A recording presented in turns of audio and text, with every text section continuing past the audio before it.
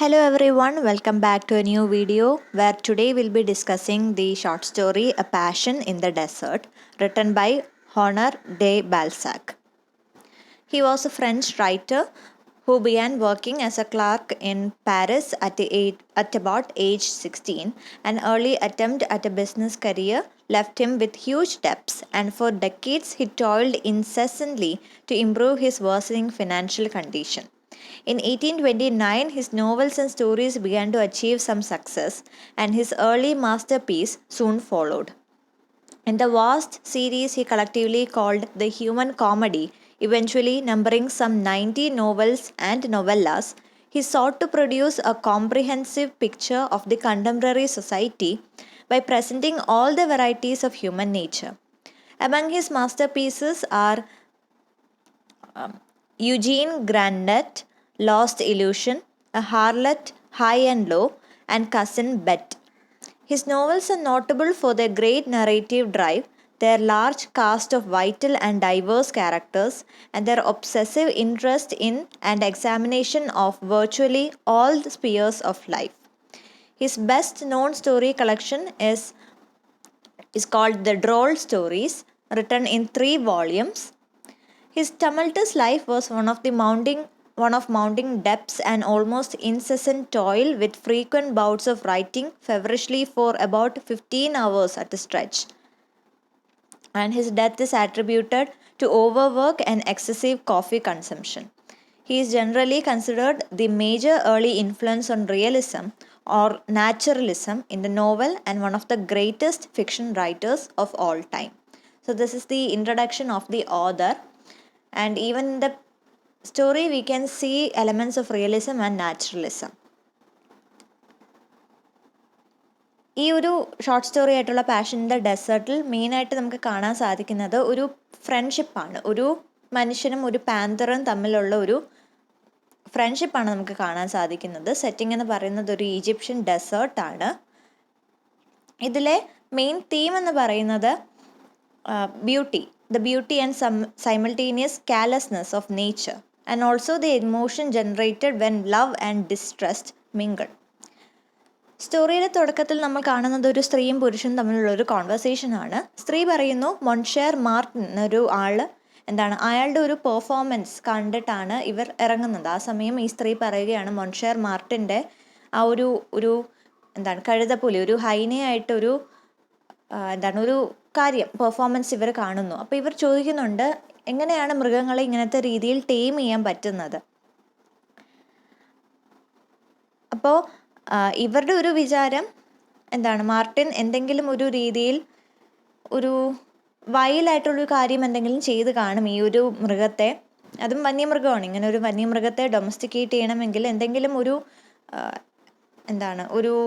ഒരു രീതിയിൽ എന്തെങ്കിലും ഒരു ദുഷ്പ്രവൃത്തി, അത്രയും രീതിയിലുള്ള ക്രൂരമായിട്ടുള്ള എന്തെങ്കിലും കാര്യം കാണിച്ച് കാണും. എന്നാൽ മാത്രമേ ഒരു വന്യമൃഗം ഇത്രയും ടീം ആകത്തുള്ളൂ എന്നുള്ളൊരു വിശ്വാസമാണ് സ്ത്രീക്കുള്ളത്. പക്ഷേ ഈ ഒരു മനുഷ്യൻ പറയുന്നത് അങ്ങനെയല്ല. അതായത് മൃഗങ്ങൾക്കും മനുഷ്യർക്കും ഒരേ രീതിയിലുള്ള വൈസസ് ആണുള്ളത്, അവരുടെ ഉള്ളിൽ ഒരേ രീതിയിലുള്ള ഒരു ഇമോഷൻസ് ആണുള്ളത്. അപ്പോൾ ശരിക്കും ഒരു ക്രൂരമായി പെരുമാറിക്കൊണ്ട് തന്നെ ഒരു മൃഗത്തെ നമുക്ക് ടീം ചെയ്യാൻ പറ്റുള്ളൂ എന്നുള്ളത് തെറ്റിദ്ധാരണയാണ്. ഒരു പക്ഷേ സ്നേഹം കൊടുത്തും നമുക്ക് മൃഗങ്ങളെ ടീം ചെയ്യാൻ സാധിക്കും. അങ്ങനെ ഒരു രീതിയിലുള്ളൊരു ഒപ്പീനിയനാണ് ആ മനുഷ്യനുള്ളത്. അതിനുശേഷം അയാളുടെ തന്നെ ഒരു കഥയായിട്ട് പറയുകയാണ്. മൊൺഷേർ മാർട്ടിനുമായിട്ട് ആദ്യമായി കണ്ടുമുട്ടുന്ന വേളയിൽ ഇയാൾ പറയുന്ന ഒരു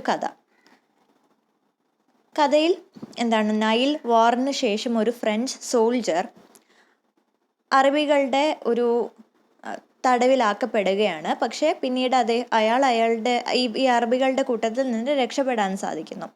പക്ഷേ എന്താണ് സംഭവിക്കുന്നത്, ഈ ഒരു മരുഭൂമിയിൽ വഴി അറിയാതെ ഇയാൾ ആ ഒരു മരുഭൂമിയിൽ പെട്ടുപോവുകയാണ്. അങ്ങനെ അവസാനം ഒരു കിണറിൻ്റെ അടുത്ത് ഒരു ചെറിയൊരു ഗുഹയിൽ ഇയാൾ ഒരു ഷെൽട്ടർ കണ്ടെത്തുന്നു. അവിടെ കുറച്ച് നേരം റെസ്റ്റ് ചെയ്യുന്നു. ആ സമയത്ത് രാത്രി സമയം ആകുമ്പോഴാണ് ഇയാൾ മനസ്സിലാക്കുന്നത് ഈ ഒരു ഗുഹയിൽ താൻ കൂടാതെ വേറൊരു മൃഗമുണ്ടെന്ന് മനസ്സിലാക്കുന്നു.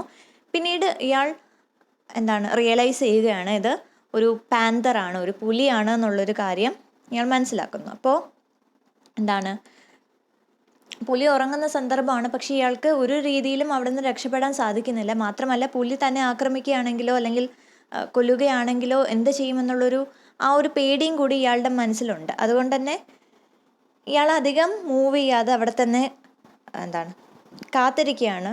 In a way he is paralysed in fear actually. രാവിലെ ആകുന്ന സമയം ഈ ഒരു പുലി എണീക്കുന്നുണ്ട്. ആ സമയമാണ് ഇയാൾ കാണുന്നത് പുലിയുടെ മുഖത്തിലൊക്കെ ഒരു കയ്യിലെല്ലാം ഒരു ചോരക്കറയുണ്ട്. അപ്പോൾ ഇയാൾക്ക് മനസ്സിലായി ഒരു ഇരയെ പിടിച്ചിട്ട് അതിനെ ഭക്ഷിച്ചിട്ടാണ് ഈ പുലി ഇവിടെ വന്ന് വിശ്രമിക്കുന്നത്. അതുകൊണ്ട് തന്നെ അത് പെട്ടെന്നൊരു വിശപ്പിൻ്റെ പുറത്ത് ഇയാളെ ആക്രമിക്കാനുള്ള സാധ്യത കുറവാണ്. അങ്ങനെ കാര്യം ഇയാൾ മനസ്സിലാക്കുന്നുണ്ട്. ഇയാൾ മനസ്സിലാക്കിയതുപോലെ തന്നെ പുലി ഇയാളെ ആക്രമിക്കുന്നില്ല. ഒരു പക്ഷേ വിശപ്പടങ്ങിയത് കൊണ്ടാകാം. അതിനുശേഷം നമുക്ക് കറക്റ്റായിട്ടൊരു ടൈം ഡ്യൂറേഷൻ ഇവിടെ തരുന്നില്ലെങ്കിലും നമുക്ക് മനസ്സിലാക്കാം കുറച്ചധികം സമയം കടന്നു പോകുന്നുണ്ട്. അതിനിടയിൽ ഈ ഒരു മനുഷ്യനും ഈ ഒരു പുലിയും തമ്മിൽ ഒരു വളരെ സ്ട്രെയിഞ്ച് ആയിട്ടുള്ള ഒരു ഫ്രണ്ട്ഷിപ്പ് നമുക്ക് കാണാൻ സാധിക്കുന്നുണ്ട്. അതായത് ഈ ഒരു പുലി ഒരു രീതിയിലും ഇയാളെ ആക്രമിക്കുന്നില്ല എന്ന് മാത്രമല്ല, അതിനെ തൊടാനും തടവാനും തന്നെ അത് അനുവദിക്കുന്നുണ്ട്. മാത്രമല്ല ഇയാൾക്കും ഉള്ളിൻ്റെ ഉള്ളിൽ ഒരു പേടിയുണ്ട്. കാരണം ഏത് സമയവും ഇത് ആക്രമിച്ചേക്കാം എന്നുള്ളൊരു പേടിയുണ്ടെങ്കിലും ഇയാളും കുറച്ചും കൂടി കംഫർട്ടബിൾ ആവുകയാണ് ഈ ഒരു പുലിയുടെ അടുത്തേക്ക്. എന്നെ തടവാൻ സാധിക്കുന്നു, തൊടാൻ സാധിക്കുന്നു. മാത്രമല്ല ഇവർ തമ്മിലുള്ള ആ ഒരു ഫ്രണ്ട്ഷിപ്പ് ഉണ്ടാകുന്നു. ഇയാളൊരു നിക് നെയിം തന്നെ കൊടുക്കുന്നുണ്ട്. ഇയാളുടെ ആദ്യത്തെ മിസ്ട്രസ്സിന് കൊടുത്തിരുന്ന മിഗ്നോൺ എന്നൊരു നിക് നെയിം ഈ ഒരു പുലിക്ക് കൊടുക്കുന്നുണ്ട്. അത്രയും രീതിയിൽ അവരുടെ ഫ്രണ്ട്ഷിപ്പ് വളരുകയാണ്. പക്ഷെ ഒരു സന്ദർഭത്തിൽ ഇത്രയും ഒരു ലവിങ് ആയിട്ടുള്ള റിലേഷൻഷിപ്പിൻ്റെ ഇടയിൽ ഒരു തെറ്റിദ്ധാരണ ഉണ്ടാകുന്നു. ഒരു ദിവസം ഈ ഒരു പുലി ഇയാളുടെ കാലിൽ കടിക്കുമ്പോൾ ശരിക്കും അത് വേദനിപ്പിച്ചുകൊണ്ടുള്ളൊരു കടിയല്ല. പക്ഷെ എന്നാൽ പോലും ഇയാൾ ഈ ഒരു പുലിയുടെ ഈ ഒരു പ്രവൃത്തി തെറ്റിദ്ധരിക്കുകയാണ്. അത് തന്നെ ആക്രമിക്കുകയാണ് എന്നുള്ളൊരു രീതിയിൽ ഇയാൾ അത് തെറ്റിദ്ധരിക്കുകയും തൻ്റെ കയ്യിലിരുന്ന കത്തി കൊണ്ട് ആ ഒരു പുലിയുടെ കഴുത്തിൽ കുത്തിക്കൊണ്ട് അതിനെ കൊല്ലുകയും ചെയ്യുകയാണ്. അവസാനം ഇയാൾ ബാക്കിയുള്ള ഭടന്മാർ ഇയാളെ കാണുന്ന സന്ദർഭത്തിലും ഇയാൾ ആ ഒരു പുലിയുടെ മൃതശരീരത്തിനടുത്തിരുന്ന് കരയുകയാണ്. ആ ഒരു സന്ദർഭത്തിലാണ് ബാക്കിയുള്ള സോൾജേഴ്സ് ഇയാളെ കണ്ടുപിടിക്കുന്നതും ഇയാളെ രക്ഷപ്പെടുത്തുന്നതും. So actually the story talks about the beauty of nature, and this can be seen in the descriptive language that the author uses when he talks about the desert specifically. He compares the desert to an endless sea of black grain, and in the very end of the story, God without mankind. ഇതിൽ പറയുന്ന മെയിനായിട്ടൊരു idea എന്ന് പറയുന്നത് ഈ ഒരു ലവും മിസ്ട്രസ്റ്റും തമ്മിലുള്ളൊരു ഒരു ബൗണ്ടറിയാണ്. കാരണം അതിൻ്റെ boundary വളരെ വേഗാണ്. നമുക്കൊരിക്കലും ഉറപ്പോട് പറയാൻ സാധിക്കത്തില്ല എപ്പോഴാണ് നമുക്ക് ഒരാളോട് തോന്നുന്ന ഒരു സ്നേഹം അത് ഒരു തെറ്റിദ്ധാരണയിലേക്ക് എപ്പോഴാണ് പോകുന്നതെന്ന് നമുക്ക് പറയാൻ സാധിക്കത്തില്ല. അത് തമ്മിലുള്ള ഒരു ബൗണ്ടറി എന്ന് പറയുന്നത് വളരെ ബ്ലറിയാണ്. അതാണ് ഇവിടെ കാണാൻ സാധിക്കുന്നത്. ആ ഒരു പുലിയുടെ പ്രവൃത്തി ഒരിക്കലും അയാളെ ഉപദ്രവിക്കാനുള്ളതായിരുന്നില്ല. പക്ഷേ ആ സമയത്ത് ഒരു തെറ്റിദ്ധാരണ അവിടെ ഉണ്ടാകുന്നു. അതിൻ്റെ പേരിൽ ഇവർ തമ്മിലുണ്ടായിരുന്ന ആ ഒരു ബോണ്ട് അവിടെ ബ്രേക്ക് ആവുകയാണ്. So it actually talks about the inexplicable love and logical mistrust and the complex emotion that humans can feel only when love and distrust mingle. While such a concept could be likened to many surrealistic and interpretive notions like life, death, relationship, morality, etc., it is wiser not to introduce any such comparison, as the story seems to be written to exist in a very realistic scope. നമ്മൾ ഓഥറിൻ്റെ biography പറഞ്ഞപ്പോഴും നമ്മൾ പറഞ്ഞതാണ്, റിയലിസത്തിൻ്റെ ഒരു ഐഡിയയിലേക്ക് ഒരുപാട് contribute ചെയ്തൊരു റൈറ്ററാണ്. ഇത് വളരെ realistic ആയിട്ടുള്ളൊരു പോയിന്റ് ഓഫ് വ്യൂവിലാണ് ഇത് എഴുതപ്പെട്ടിട്ടുള്ളത്.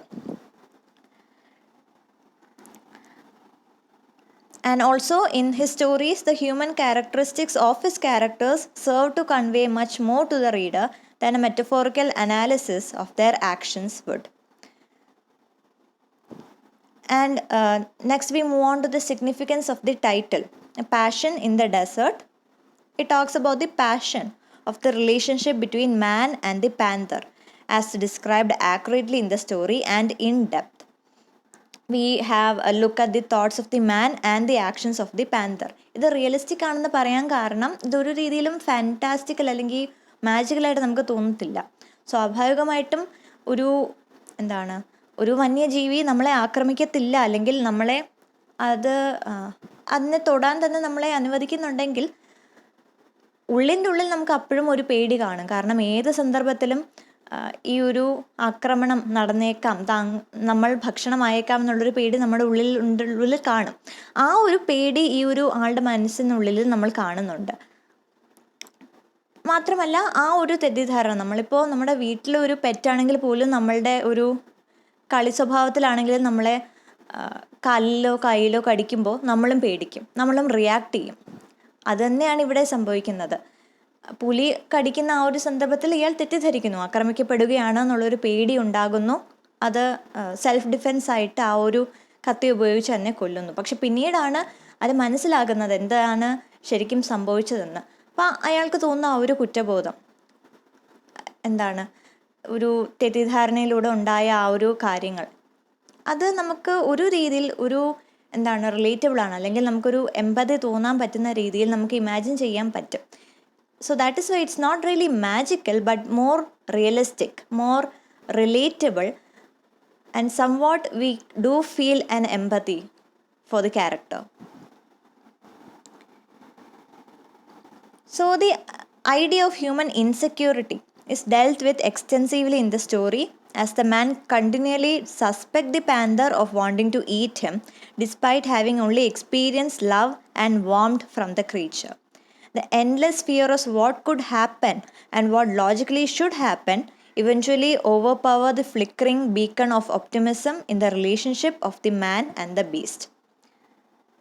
This could be a means of the author implying that we should be less cynical in life, that we should enjoy things as they are, simple and beautiful, and not be overly suspicious, insecure, and distrustful of others. ഒരു പക്ഷേ എൻ്റെ ഒരു concept അല്ലെങ്കിൽ ഒരു moral message ഇതാണെന്ന് നമുക്ക് പറയാൻ സാധിക്കും. കാരണം നമ്മൾ എല്ലാ സമയവും മറ്റുള്ളവരെ വിശ്വസിക്കാതെ അല്ലെങ്കിൽ അവരെ സസ്പിഷ്യസ് ആയിട്ട് നോക്കി കാണുകയാണെങ്കിൽ ഒരു നിമിഷം പോലും നമുക്ക് എൻജോയ് ചെയ്യാൻ പറ്റത്തില്ല. ആരുടെ കൂടെയും ജീവിതത്തിൽ ഒരു നിമിഷവും നമുക്ക് എൻജോയ് ചെയ്യാൻ പറ്റിയെന്ന് വരില്ല. സോ നമ്മൾ കുറച്ചും കൂടി ലെസ് സിനിക്കലാകണം. നമ്മുടെ കഥയിലെ മനുഷ്യനെ പോലെ ഇനി എന്ത് സംഭവിക്കാം, അല്ലെങ്കിൽ ആരെന്ത് ചെയ്യാം എന്നുള്ള രീതിയിൽ ആലോചിച്ചു കൊണ്ടിരിക്കുകയാണെങ്കിൽ ഒരു പക്ഷെ നമ്മൾക്കും ആ ഒരു രീതിയിൽ കുറ്റബോധവും പ്രായച്ചിത്തവും മാത്രമായിരിക്കും നമ്മുടെ ഉള്ളിൽ ഉണ്ടാവുക. So we should be less cynical and try to enjoy life more fully. So that's the end of the analysis. I hope this was understandable. If yes, do like the video and you can share your interpretation or opinions as well. And I'll see you in the next video. Thank you for listening.